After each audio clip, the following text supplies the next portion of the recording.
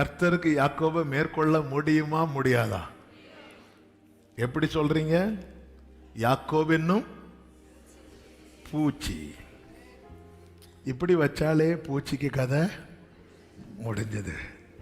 அந்த பூச்சிய கர்த்தரால மேற்கொள்ள முடியவில்லை.